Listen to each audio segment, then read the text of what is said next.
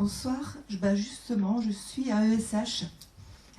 Non mais je voulais justement dire que je suis totalement d'accord avec ce que madame disait, mais je veux en plus empirer la situation. C'est-à-dire qu'il y a beaucoup plus de difficultés qu'on pense encore, dont on n'a pas parlé. Et c'est vrai que ça, j'aurais bien aimé qu'on en parle davantage aussi, parce que c'est justement ça le souci. C'est que, par exemple, déjà dans une classe ordinaire, je parle du CP au CM2, il y a toujours des enfants déjà qui ne sont pas considérés comme handicapés, mais qui ont beaucoup de difficultés. Donc déjà dans une classe ordinaire, il y a déjà différents niveaux pour une institutrice. Donc il faut déjà qu'elle gère ces différents niveaux. Donc en plus, quand on rajoute un enfant, alors justement en situation de handicap, à besoin particulier, sauf que quand on imagine un enfant en situation de handicap, on imagine justement un enfant handicapé.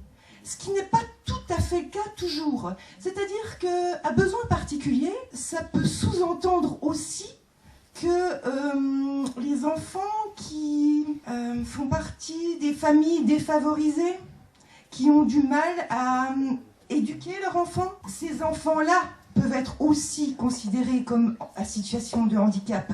Et ça, je crois qu'il faut quand même le préciser, parce que c'est pas forcément un handicap qu'on voit, c'est pas un handicap physique, c'est pas un handicap, c'est un handicap dans le sens où il n'est pas capable de s'intégrer dans la société. Et ça, je pense que c'est vrai que c'est très bien de le dire. Je voulais juste revenir sur l'Ulysse, je laisserai ma voisine définir le handicap, parce que je crois que là on est sur une grosse méprise sur la notion de handicap. Sur les Ulysses, c'est bien des dispositifs inclusifs. C'est-à-dire que vraiment, les enfants sont inscrits à l'école ordinaire. On n'est plus sur les dispositifs d'Eclis, il y a une nuance par rapport à ça, on était dans l'intégration. Sur l'Ulysse, ils sont inscrits en classe ordinaire, et ils vont sur le dispositif Ulysse autant que de besoin. Donc ça peut être une grande partie de leur temps et des temps infimes. Et suivant les types de handicap, il y a des enfants qui vont très peu sur le dispositif, ils y vont en fonction de leurs besoins. C'était juste pour remettre juste ça. Je laisse ma voisine définir le handicap par rapport à l'intervention de madame. En fait, je pense qu'au début, il y a eu un petit peu un glissement. Quand on parle de l'inclusion à la base, effectivement, c'était pour les élèves en situation de handicap. Et il y a aussi les élèves à besoins éducatifs particuliers. Donc je pense que c'est d'eux dont vous parlez quand vous parlez des situations sociales précaires, des choses comme ça. Mais c'est pas une situation de handicap, parce qu'une situation de handicap, elle est reconnue médicalement. Il faut un dossier MDPH. Donc ces enfants-là, peut-être qu'ils ont des besoins éducatifs particuliers, mais ils ne sont pas en situation de handicap. Sauf que le glissement qui se fait actuellement, effectivement, c'est que l'inclusion scolaire, quelque part, si on veut accueillir tous les élèves au même niveau dans une classe, que ce soit des élèves en situation de handicap ou des élèves à besoins éducatifs particuliers, ça veut dire prendre en considération tous les besoins, quels qu'ils soient économiques, qu'ils soient sanitaires, qu'ils soient du domaine du soin, sociaux. Et effectivement, là, le gros problème qu'on a, vous l'avez dit à juste titre, il y en a énormément dans chaque classe. Donc peut-être que le problème, c'est le nombre d'élèves par classe déjà. Parce que si on réduit déjà le nombre d'élèves par classe, il y aura moins, c'est quantitatif, d'élèves qui ont des besoins éducatifs particuliers. Voilà. Et puis, Christine, j'étais directrice à Planoise, mais ça fait 7 ans que je suis en retraite, donc je ne peux pas apporter une précision actualisée. Mais quand même, je pense qu'il faudrait quand même bien redire les choses sur le handicap. Le handicap, enfin je sais que ça a changé de sigle, mais c'était à ce moment, quand je travaillais, la MDPH, qui est qui était la maison départementale du handicap, qui détermine effectivement avec un gros, je dirais, un gros éclairage médical, si un enfant, alors on ne dit plus handicapé, mais on ne dit pas pour ces enfants-là, à ce que je sache, besoin particulier. C'est des enfants qui étaient porteurs de handicap, qui avaient donc besoin d'une compensation, et la MDPH qui est complètement indépendante de l'éducation nationale. Et c'est exactement le sujet que je voudrais soulever. La MDPH prend le dossier d'un enfant que les parents, les pauvres, c'est la croix à la bannière pour avoir le dossier, pour le remplir, et puis pour aller l'apporter là où il doit être. Et là, la MDPH décide que l'enfant porte un handicap de tel type, qu'il soit sensoriel, visuel, auditif, intellectuel ou sur le spectre autistique, et que donc, à ce titre, il a droit à l'école à tant d'heures ou tant d'interventions, mais plutôt tant d'heures d'AESH par exemple, mais ça peut être aussi pour les enfants, par exemple handicapés visuels, de la rééducation, des choses comme ça. Et à partir de ce moment, et je veux bien préciser, parce que les personnes qui me l'ont signalé, ça c'est beaucoup moins vieux que ma retraite, c'est l'année dernière, sont à ce moment-là les responsables de l'éducation nationale. C'est-à-dire la personne qui a l'inspection académique, qui ne s'appelle plus comme ça, la DSDEN, puisque c'est le sigle, en tout cas les responsables départementaux pour l'éducation nationale, que ce soit dans le Doubs ou ailleurs, n'ont pas le temps de faire l'adaptation. Je ne veux pas défendre l'institution, parce que j'aurais bien à en dire aussi. Mais en attendant, l'enfant, les parents ont le papier de la MDPH. Ils peuvent très bien se présenter dans leur école de quartier parce qu'ils en ont le droit par la loi 2005, mais encore plus 2013, et dire vous êtes obligé de le prendre. Il doit avoir tel truc et tel truc, mais l'éducation nationale n'a encore pas entendu parler de l'enfant et ni, entre autres, pu organiser les aides dont l'enfant a besoin. Mais l'école, dans ce cas précis, en tout cas à ce moment-là de la scolarisation de l'enfant, l'école qui l'accueille, excusez-moi, je ne veux pas dire des gros mots, mais elle est vraiment dans une situation très très compliquée.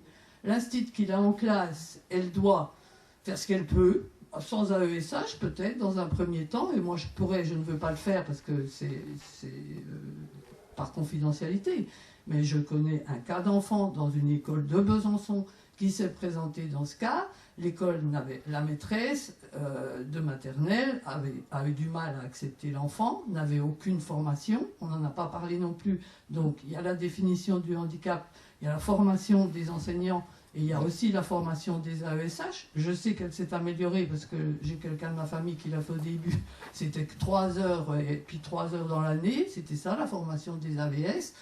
Ça s'est amélioré, mais c'est quand même pas ni très qualifiant, aussi bien au niveau formation qu'au niveau salaire. Hein. C'est déjà, on l'a dit, mais il faut insister là-dessus, puisqu'on leur demande quand même des choses que, entre autres, les instituts ne savent pas faire, parce que eux non plus n'ont pas la formation à toutes les difficultés de ces enfants handicapés ou à besoins particuliers. Et effectivement, et particulièrement en éducation prioritaire, moi j'étais directrice à Planoise, on a des réunions, on en faisait peut-être un peu plus qu'à Paris, parce que même en éducation prioritaire, ici, c'est quand même un peu moins surchargé. Mais on faisait parfois plusieurs réunions, il n'en demeure pas moins que la gestion de la classe et de chaque enfant, elle est très compliquée. Mais que, juste ça, François, je veux juste faire remarquer aussi la différence entre tout ce qui s'est dit depuis le début et ce qu'a déclaré M. Macron, je crois, dans Le Parisien, dans son interview de dimanche. On accueille 3 fois plus d'enfants en 2023, oui. Enfin 22 ou 23 pour lui, j'en sais rien à quelle date il a pris. En tout cas, on en accueille 3 fois plus qu'en 2004. Et puis on a aussi recruté je ne sais combien de fois plus d'AESH. Mais on ne parle pas du comment ça se passe. Hein. Comment ça se passe, on vient d'avoir une idée. Merci. J'ai cru comprendre ce soir qu'on était là pour l'inclusion des enfants en situation de handicap. Parce qu'effectivement, si on parle de l'école inclusive, là on va attaquer quelque chose qui est un plus gros morceau. Il y a 5 conditions, il y a 5 adaptations. L'adaptation scolaire aux grandes difficultés scolaires, aux précocités intellectuelles, à l'enfant malade, à l'enfant en situation familiale ou sociale difficile, aux mineurs en milieu carcéral, et les enfants à besoins particuliers, élèves allophones, enfants issus de familles itinérantes, enfants en situation de handicap. Donc en fait, l'école inclusive, c'est très large. Là, ce soir, je pense qu'on était là uniquement sur l'inclusion des enfants en situation de handicap. C'est pour ça qu'il ne faut pas, si on parle d'école inclusive, on va partir sur quelque chose de vraiment plus large. Alors, on n'est pas sur un débat théorique, on est sur un débat à partir d'expérience, hein, et d'expérience d'une professionnelle de l'éducation. Non, je voulais répondre, vous faites une distinction, mais en fait, dans mon livre, là, j'ai juste parlé de 2 cas, mais moi, je mélange les choses, c'est-à-dire je remets dans le contexte, et donc je parle du reste de la classe aussi, puisque je ne parle pas que de l'élève tout seul, isolément. Donc forcément, il faut prendre en considération tous les autres élèves, et de fait, prendre en considération tout ce que vous venez de dire. Il n'y a pas de... Enfin, quand on est en classe, on ne peut pas faire ce genre de distinction. Là, on a parlé de ces deux situations-là, mais c'est beaucoup plus large. C'est-à-dire que dans l'école inclusive, il y a le chemin administratif dont parlait Madame, en termes de MDPH, de reconnaissance du handicap, etc., etc., etc. Et c'est dans les autres cas, c'est effectivement de l'adaptation pédagogique. Et je nie pas les besoins des autres. Je dis juste que il y a une démarche pour les enfants en situation de handicap qui est vraiment très spécifique pour faire reconnaître ce handicap et pour que l'éducation nationale derrière y réponde. Une partie des besoins particuliers sont traités par les compétences de l'enseignant. Oui, mais ça, pour moi, c'est pas nouveau, je pense. Ça a toujours été le cas. Je pense que on a toujours eu une diversité d'enfants avec des problématiques particulières. Et donc l'enseignant a toujours été amené à faire de la différenciation. Ça fait partie du métier, je pense, depuis bien longtemps. Enfin, depuis toujours, j'imagine. Je voulais juste ajouter quelque chose par rapport à la MDPH et les notifications. Donc là, on est sur ce que vous disiez du parcours, vraiment sur la situation de handicap. En réalité, moi, quand je suis dans ma classe, j'ai des enfants qui n'ont pas du tout de situation de handicap officielle, mais qui demandent beaucoup plus d'attention que certains qui ont une notification, par exemple, ou qui ont une reconnaissance de handicap. Donc c'est pour ça quand on doit définir le handicap, il y a il y a la définition légale du handicap qui recoupe une définition très précise d'altération, des fonctions. Enfin, je sais plus les termes exacts, mais il y a vraiment une définition médicale délimitée. Mais après, vous savez, les handicaps sociaux dans les classes, moi je suis en école, en éducation prioritaire avec des enfants à besoins sociaux, grosses problématiques, on va dire, sociales, et donc souvent psychiques aussi. Enfin, il y a des problèmes psychiques importants, donc c'est une vraie question aussi, la reconnaissance, en pédopsychiatrie aussi, ce qui ressort des problèmes psychiques, c'est qu'il y a une négation en ce moment de la dimension de handicap psychique, tout simplement. Par exemple, il y a une réforme des centres médico-psychopédagogiques qui sont en train de plus ou moins dédier le handicap uniquement tout ce qui relève en fait des problèmes neurodéveloppementaux des enfants. Donc, et donc, c'est-à-dire exclure du centre médico-psychopédagogique tous les enfants dont les troubles ont une origine psychique et sociale, des populations défavorisées qui engendrent des problématiques psychiques importantes. Ces élèves-là représentaient 80% des enfants pris en charge dans les centres psychopédagogiques. Et ces enfants-là vont être exclus en fait de la prise en charge, on va dire, la prise en charge financière en fait aussi. C'est-à-dire qu'ils vont être renvoyés au secteur libéral ou à l'école inclusive. C'est-à-dire qu'au final, il y a toute une population défavorisée qui n'auront plus accès à des centres qui, jusqu'à maintenant, pouvaient travailler un peu en partenariat avec l'école et agir sur ces problématiques-là. Michel. J'aurais aimé que Magali nous dise si c'était la responsable de la division au ministère qui s'occupe de ce problème, qu'est-ce qu'il faut mettre en place et que ce ne soit pas simplement plus de monde, plus d'argent. Parce que, à mon avis, ça ne suffit pas. Alors voilà. Alors moi, je vais peut-être poursuivre un petit peu sur ce que tu dis par rapport au ministère. Dans le livre de Magali, il y a beaucoup de remarques critiques sur le jargon ministériel. Donc voilà, j'aimerais que tu en parles un petit peu. Et puis tu cites quelqu'un, un chercheur, je ne sais pas, est-ce que c'est un texte ministériel, c'est à la page 21 du livre, qui indiquerait que le handicap serait une construction sociale et pas une réalité effective. Est-ce que ce jargon ministériel, cette littérature savante dont tu parles même de pensée magique. Par exemple, tu as dit à un certain moment, le professeur serait le principal obstacle à l'inclusion rêvée. Et donc tu dis, ça c'est un peu de la pensée magique. Voilà. Est-ce que tu peux développer cette thématique ? C'est très très large là. On est vraiment sur les textes très théoriques. On est théorique idéologique, je dirais.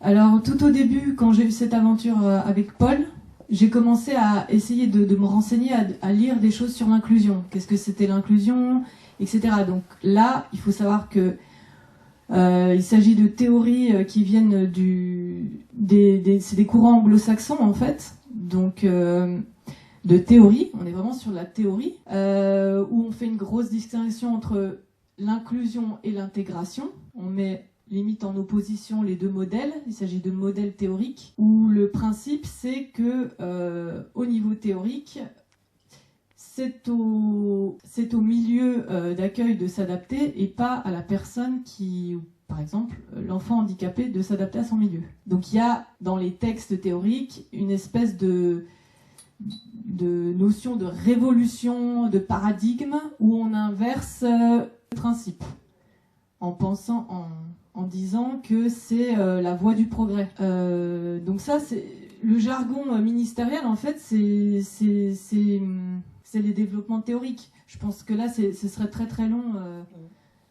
S'il y a des questions, on peut peut-être avancer là-dessus, mais je ne vais pas refaire la théorie ici. Oui, dans les premiers textes que j'ai lus sur l'inclusion, les textes théoriques justement des tenants de l'inclusion, donc des théoriciens, souvent, je pense, peu sur le terrain. Il y avait énormément, donc c'était vraiment, l'inclusion était vantée comme la voie du progrès, la révolution humaniste. Ce qui permettrait, il y a un titre de livre qui était « L'intégration a des limites, mais pas l'école inclusive ». Vous voyez, c'était vraiment la nouvelle théorie révolutionnaire qui allait permettre de faire des progrès immenses dans l'humanité, je pense.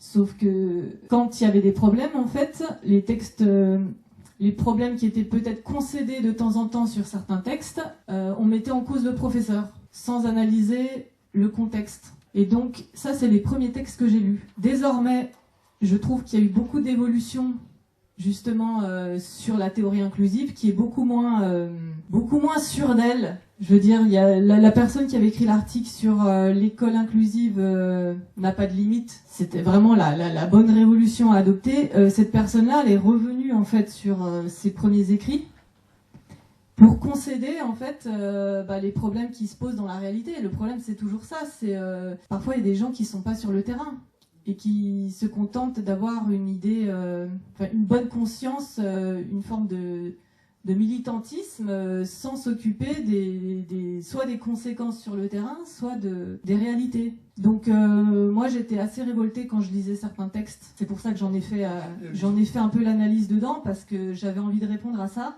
par des exemples concrets, par les situations que je rencontrais, justement. C'est par rapport... Et il y a un petit peu aussi un trou noir dans cette histoire, c'est que je n'ai quasiment rien lu sur les problèmes de handicap mentaux.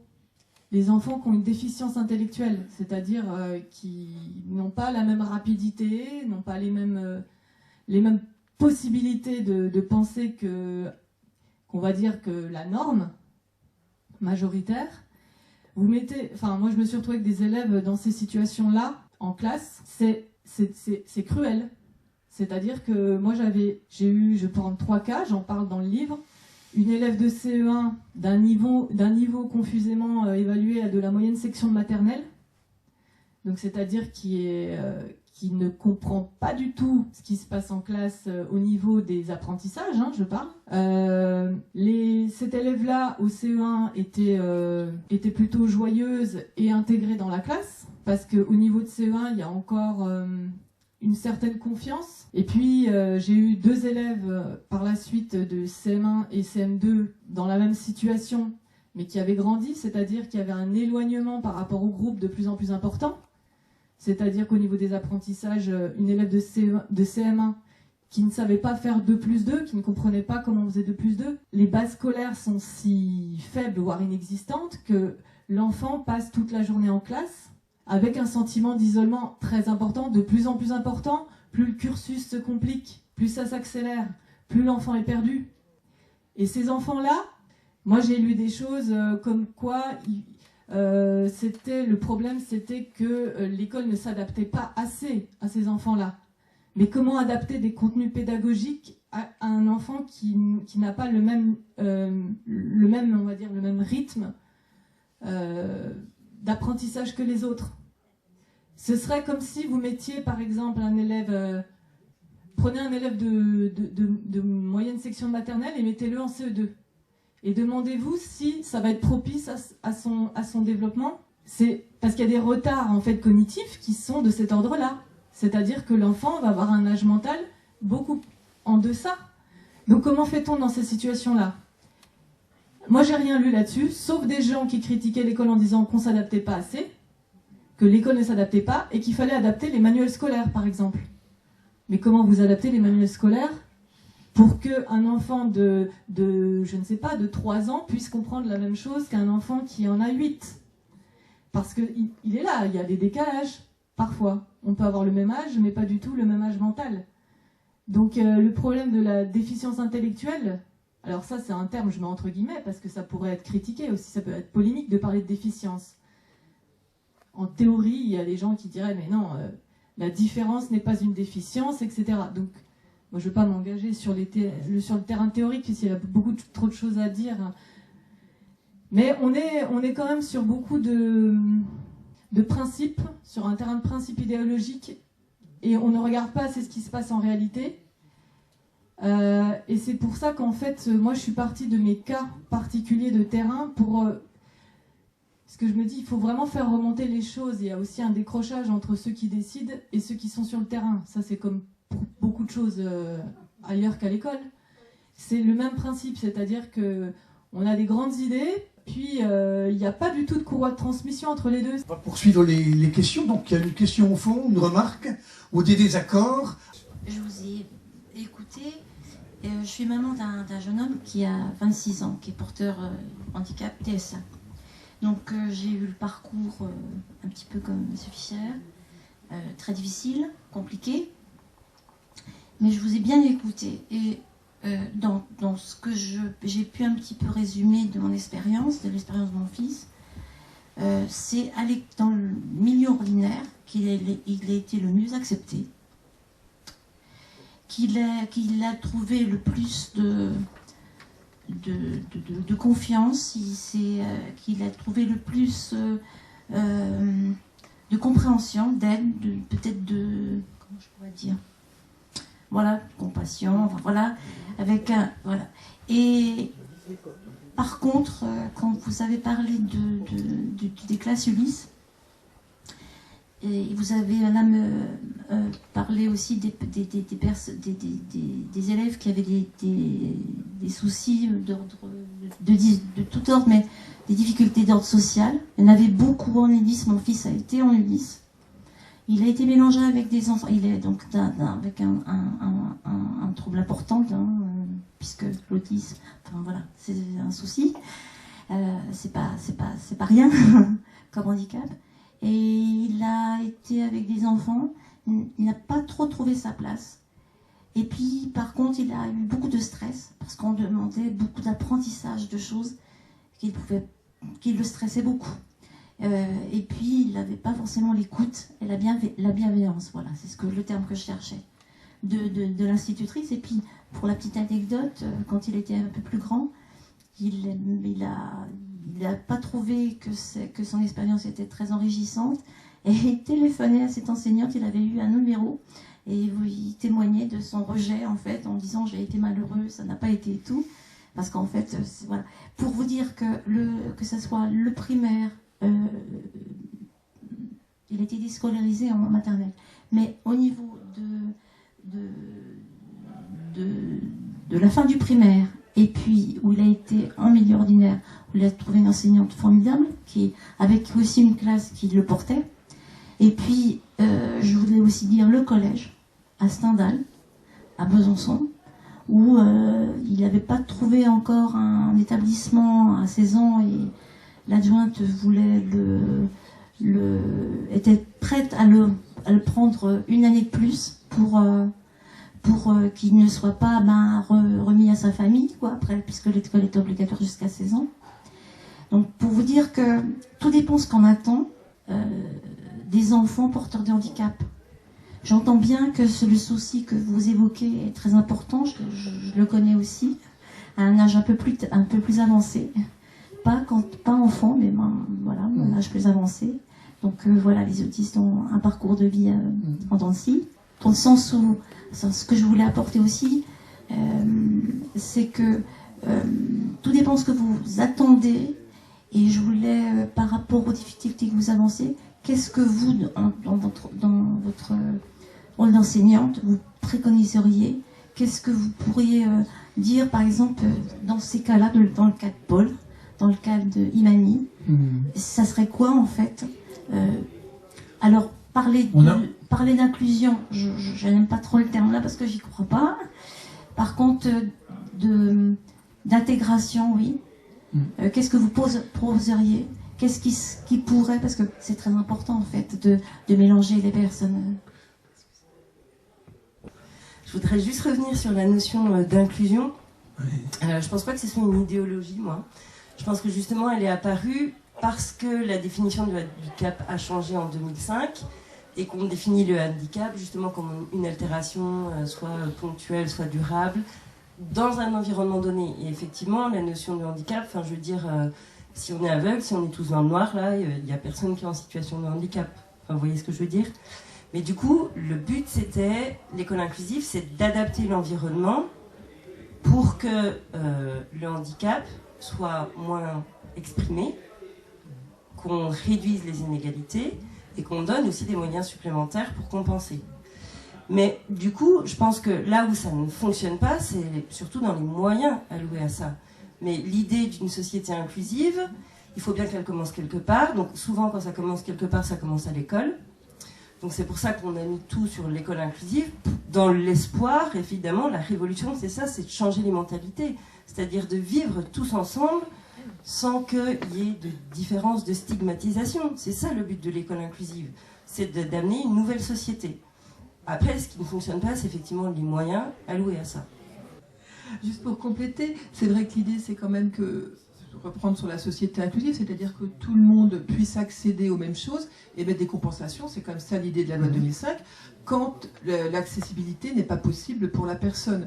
Donc à un moment donné, moi je trouve que c'est vraiment important qu'on ait cette école inclusive.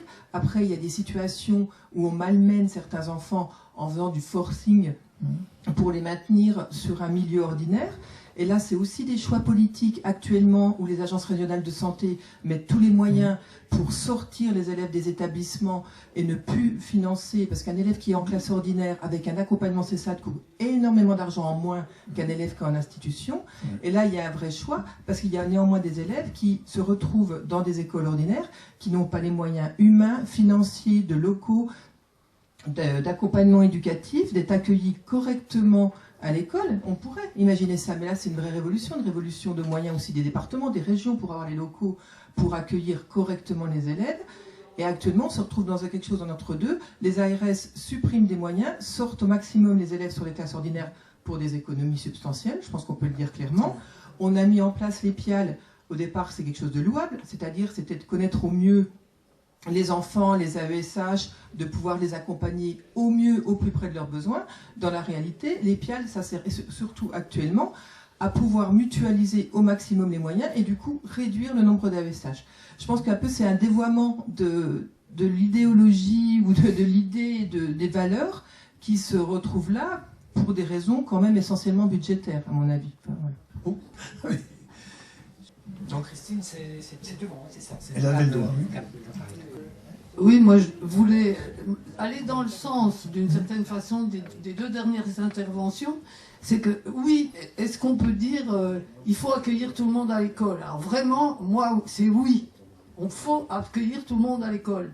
Et par rapport un petit peu à la nuance aussi sur handicap, besoins particuliers, la réalité d'une classe, c'est qu'on a, dans certaines écoles, on a des enfants victimes de handicap, on a des enfants allophones, c'est-à-dire des enfants étrangers qui ne parlent pas français. Donc il faut faire un emploi du temps dans la classe pour envoyer les enfants de ci, de là, en fonction des besoins.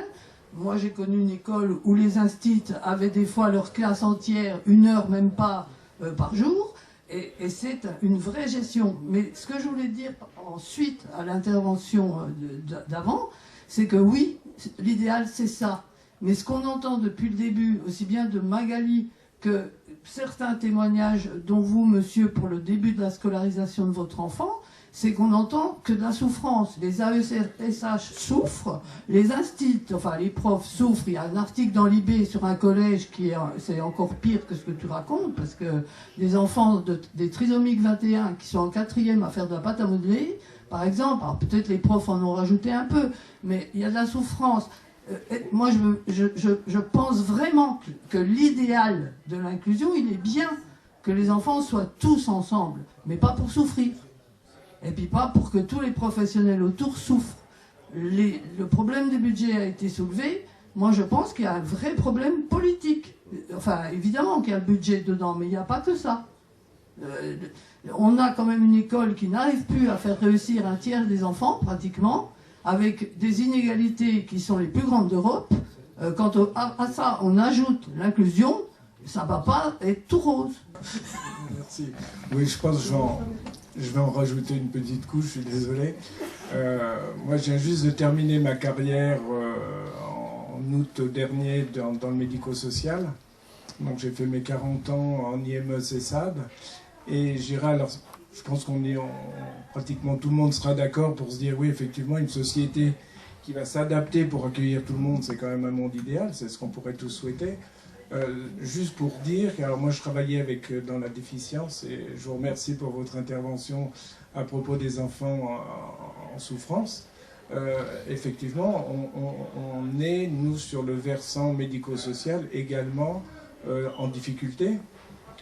J'ai un peu l'impression qu'on est parti courir un marathon avec une paire de tongs, si vous voulez, et puis on détricote d'un côté pour essayer de rafistoler de l'autre. Dans l'IME dans lequel j'ai fait ma carrière, nous accueillons des enfants de 6 à 20 ans déficients moyens à profonds.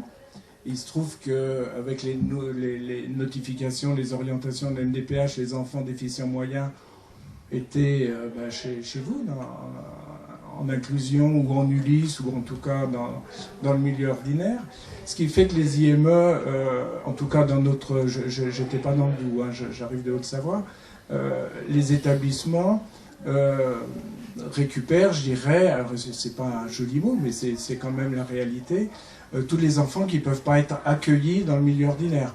Alors pour des troubles de comportement, les enfants intéressants, enfin, c'est devenu des établissements fourre-tout.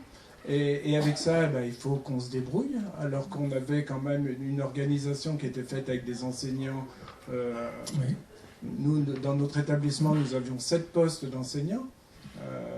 Un enseignant, même s'il est spécialisé, si sur un groupe de 8, il se retrouve avec des enfants qui n'ont pas les moyens ou les compétences pour rester assis plus de 5 minutes, on a un petit peu de mal à organiser leur journée. Donc ce que je veux dire, c'est que, oui, effectivement, on a besoin de moyens, mais je crois qu'il y a un gros problème, c'est surtout sur l'utilisation des moyens, quoi. Voilà, on a des prix de journée dans nos IME, nous c'était 250 € en moyenne, 290 € aussi avec un internat, pour un petit peu faire, je dirais, de la récupération, récupérer un petit peu ce qui ne pouvait pas se faire chez vous. Et c'est vrai que c'était difficile d'entendre de dire, voilà, les instituts ne font pas leur boulot, les instituts freinent des cas de fer quand on envoie un gamin d'IME. Non, c'est pas le cas. Simplement, si on demande de faire les 24 heures du Mans avec une 2 chevaux, vous n'y arriverez pas, quoi. Donc il y a un moment où il faut savoir un peu ce qu'on se veut. Et la situation d'aujourd'hui, c'est ça, c'est qu'on a aussi, nous, des établissements dans le médico-social en difficulté, avec des problèmes d'embauche, parce qu'on ne trouve plus personne pour venir travailler dans des conditions pareilles, et des enseignants référents qui font un peu les VRP, qui, au lieu d'être dans les réunions pour travailler sur les dossiers avec l'équipe pluridisciplinaire et les familles, courent les IME pour essayer de forcer la main pour qu'on puisse accueillir les gamins les petits dont j'ai oublié le prénom que vous aviez tout à l'heure, voilà, tous ces enfants qui se retrouvent en difficulté en classe. Les enseignants référents, en fait, leur boulot, en tout cas dans le département d'où je viens, c'était ça leur travail. Et également, aussi, pour revenir sur les difficultés aussi des différentes strates, je crois qu'effectivement, jusqu'à l'école primaire, ça peut jouer.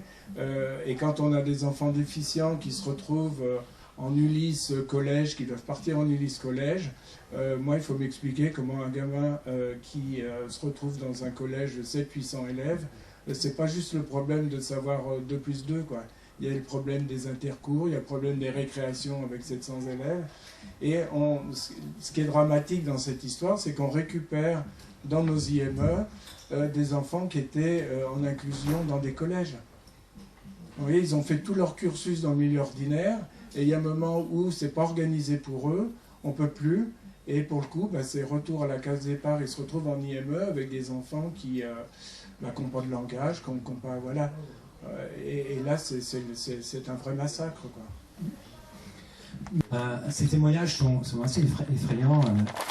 Et je comprends mieux maintenant, on a une personne membre d'EPI qui était professeur des écoles et qui a eu à gérer aussi des personnes dans le cadre de l'école inclusive, qui nous a dit non, je ne veux pas venir, j'ai fait de la dépression.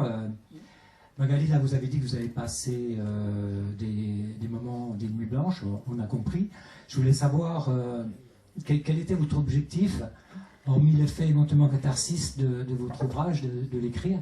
Quel était votre objectif? Parce que vous êtes vraiment une lanceuse d'alerte. Est-ce que des alertes avaient déjà été données avant? Apparemment non. Quand on voit la réaction de votre direction 3 mois après, c'est vraiment effrayant de voir que des gens dans la difficulté, dans la souffrance, que ce soit l'enseignant, évidemment, l'élève, les parents. Quels seraient vos espoirs? Est-ce qu'on vous a mis des bâtons dans les roues éventuellement? Et par qui vous avez été reçu après avoir rédigé votre ouvrage? Alors, commencez par... Il y a beaucoup de questions. Par rapport à la dame qui me demandait, la maman de l'enfant autiste, qui me demandait, si j'ai bien compris, quoi faire pour eux, qu'est-ce qui serait bon. Par rapport à Imani, mon élève qui était très en colère et très violent, qui a eu des périodes, celui qui n'avait pas de vessie, qui a été opéré, qui est revenu dans la classe, qui ne trouvait pas sa place. Donc on a tenté d'adapter, c'est-à-dire, moi j'avais quand même 24 élèves en REP. Alors il y a le problème là, c'est essentiel des effectifs de classe, quelqu'un l'a évoqué tout à l'heure. Une des choses basiques, si on veut intégrer des enfants en difficulté, il faut qu'il y ait moins d'élèves pour qu'on ait plus de possibilités de répondre de façon différenciée à chacun. Donc il est arrivé dans cette classe très intense de 24 autres enfants. Il ne trouvait pas sa place. Il avait un énorme sentiment de stigmatisation. Justement, on parle de ça, on parle de l'école ordinaire pour éviter la ségrégation et la stigmatisation. Mais lui, en fait, ne supportait pas les adaptations parce qu'il se sentait différent des autres. Donc il était toujours il se plaçait toujours en concurrence avec les autres et il voulait faire comme eux. C'est-à-dire que je n'adapte pas le travail. Sauf qu'en fait, il n'avait pas du tout les moyens de comprendre les choses. Donc il finissait par me dire « je comprends rien ». Donc il refusait les adaptations parce qu'il avait un sentiment d'infériorité très douloureux pour lui. Ce qui a dégénéré en colère et en violence contre les autres, bien qu'il soit bien intégré socialement au reste de la classe. Donc là, c'était au niveau de sociabilité, ça allait. Dans la cour, il pouvait jouer. Mais il y avait d'énormes crises de colère en classe et aucun travail pendant l'année. C'est-à-dire au niveau des apprentissages, il n'y a rien eu parce qu'il faisait obstruction, en fait. C'était du refus. Donc, pendant 2 mois, on a tenté des choses et ce qu'on a trouvé comme solution, c'est de le mettre en Ulysse, dans la classe d'Ulysse des sourds dont je parlais tout à l'heure. Donc c'était une démarche complètement officieuse pour qu'il y ait une adaptation possible par rapport à ces difficultés d'apprentissage. Ce qui a apaisé les choses pendant un temps. Donc nous, on a bricolé, hein. On a fait du bricolage avec aval de l'inspectrice, mais tout ça, c'était officieux. Donc cet enfant-là, finalement, était envoyé une partie du temps en Ulysse où le maître coordonnateur qui s'occupait des sourds pouvait s'occuper de lui un petit peu plus. Donc on était en partenariat avec ce autre professeur. Ça n'a pas tenu, c'est-à-dire que l'enfant est revenu dans ses colères et dans sa violence, donc ultra violent, hein, contre certains enfants de la classe. Donc c'est là où je voulais demander de nouvelles réunions pour l'orienter en Ulysse l'année suivante avec troubles du comportement et des apprentissages, parce que je pensais que le C1 en classe ordinaire allait être terrible pour lui, sachant qu'il n'apprenait rien. Ça faisait 3 ans qu'il n'apprenait rien. La seule chose, madame, je reviens à ça, qu'est-ce qui a permis que les choses n'aillent pas si mal pour lui, c'est qu'on a fait un projet de théâtre dans la classe. Et en fait, c'était l'activité à laquelle il a adhéré, et il a été brillant. Donc moi, j'ai pas de réponse à votre question, ce qu'il faut faire pour tel élève ou tel élève en situation, mais je pense que de pouvoir proposer d'autres types d'activités, peut-être artistiques, peut-être, je ne sais pas, sportives, à des enfants qui ont certaines, on va dire, incapacités à suivre un programme ordinaire, c'est-à-dire qu'il y ait peut-être moins d'heures de certaines disciplines et peut-être plus, je ne sais pas, de musique, d'art plastique, selon... Mais ça demande beaucoup de souplesse et beaucoup de ressources aussi. Donc voilà ce qui a permis que la classe, l'année se termine bien, parce que le théâtre a fédéré énormément. Mais il n'en reste pas moins que cet enfant, au niveau des apprentissages, n'a pas appris. Voilà. Donc, l'école aussi, ça pose forcément question. Parce qu'il faut qu'un enfant puisse avoir des bénéfices scolaires aussi. Donc, j'en viens à l'idée de parler du médico-social. Et en fait, moi, ma grande préoccupation en écrivant ce livre et en faisant les recherches que j'ai faites autour de l'inclusion, c'est que je me suis rendu compte que au niveau international, il y a une pression et il y a des recommandations, c'est-à-dire que l'ONU considère que les instituts spécialisés, les IME, les instituts médico-sociaux, etc., sont des espaces de violation des droits de l'homme. Et ça, c'est M. Toubon, qui était à l'époque défenseur des droits en France, s'est opposé à cette idée, donc était en résistance par rapport aux préconisations de l'ONU, qui exige, et c'est toujours le cas, la fermeture de tout établissement d'enseignement spécialisé, pour que les enfants soient orientés uniquement en école ordinaire, au prétexte que ces établissements-là sont des espaces de violation des droits de l'homme. Je trouve que c'est quand même assez radical et assez alarmant. Et puis par rapport aux gens qui y travaillent aussi, je pense un petit peu saisissant. Sachant qu'en France, par exemple, on a les instituts pour sourds, Institut de jeunes sourds et Institut de jeunes aveugles, qui sont quand même des établissements de référence en termes de réussite aux examens. Et comme madame disait que pour son fils, il avait été mieux accueilli en école ordinaire, il y a des témoignages inverses qui disent que... j'ai des témoignages de parents que j'ai relevés, parents d'enfants sourds, qui ont été complètement malheureux en école ordinaire, comme quoi il faut faire du cas par cas en fait, hein. Malheureux en école ordinaire et qui heureusement ont pu s'épanouir une fois après avoir intégré l'Institut des jeunes sourds. Là je parle de la situation de parents d'élèves sourds. Toute situation n'est pas équivalente, hein. Un enfant, les profils sont divers, c'est pour ça que j'avais du mal à énumérer les handicaps tout à l'heure. Parce que c'est du cas par cas, c'est comme chez les autistes, je vous ai dit, moi j'ai eu que des profils différents, en fait j'avais eu 4 élèves autistes, tous de profils très différents.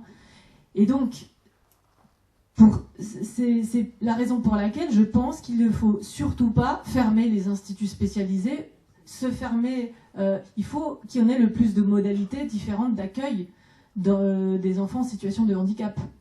Voilà.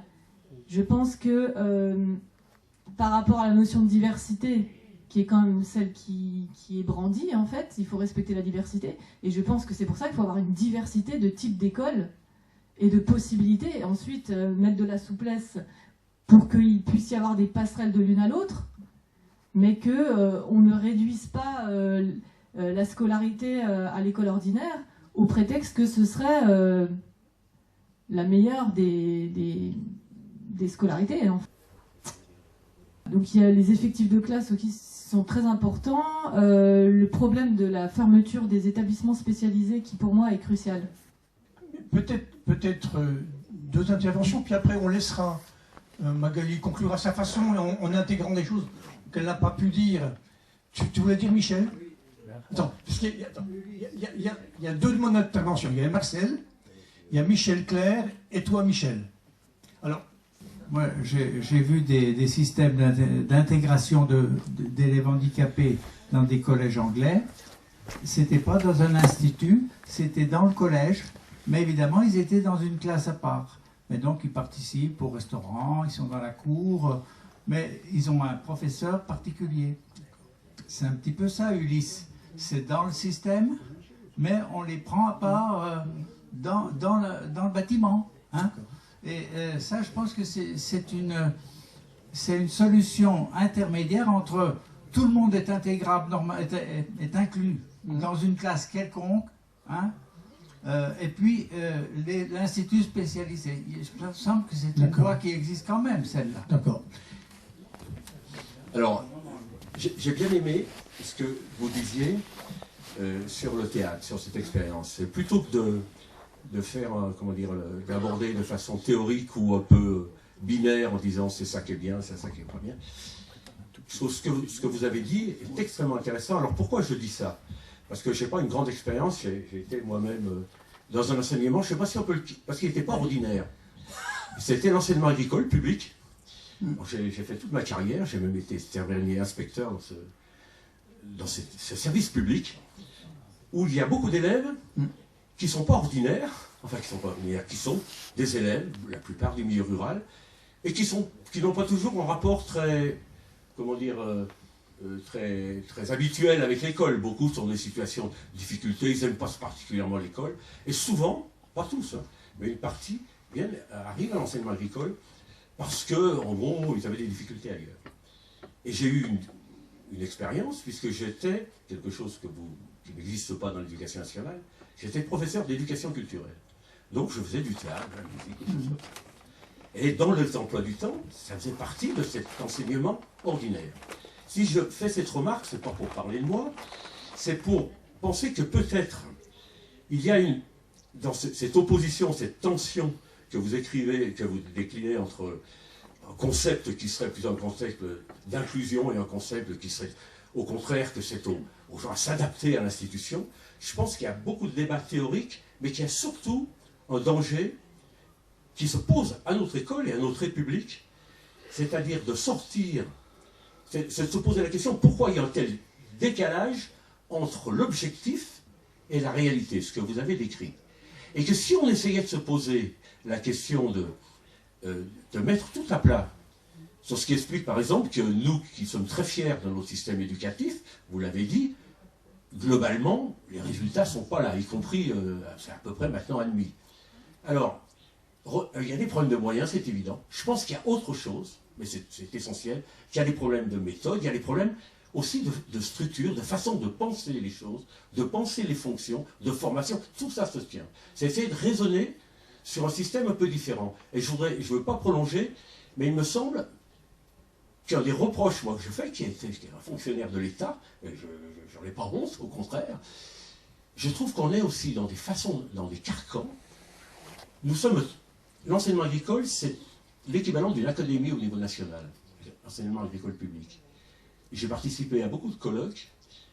L'expérience d'enseignement agricole, qui partout est reconnue comme assez remarquable, en termes, je dirais, la plus haute d'insertion, n'a jamais produit, je dirais, un effet sur la grande machine, ça veut dire de l'éducation nationale.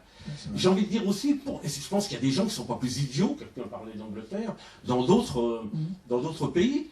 Comment se fait-il qu'on n'essaye pas de s'inspirer de façon très pragmatique des démarches qui existent ailleurs et qui peut-être fonctionnent? D'ailleurs, et la meilleure preuve, c'est que vous-même, et je comprends que vous soyez assez, j'ai envie de dire, frustré ou mécontent, mais en même temps, vous dites qu'il y a des choses qui marchent. Ma question, c'est comment on pourrait faire pour essayer de voir qu'est-ce qu'on pourrait améliorer de façon, comme vous l'avez dit, de façon diversifiée et de façon assez pragmatique. Merci, voilà. merci Marcel.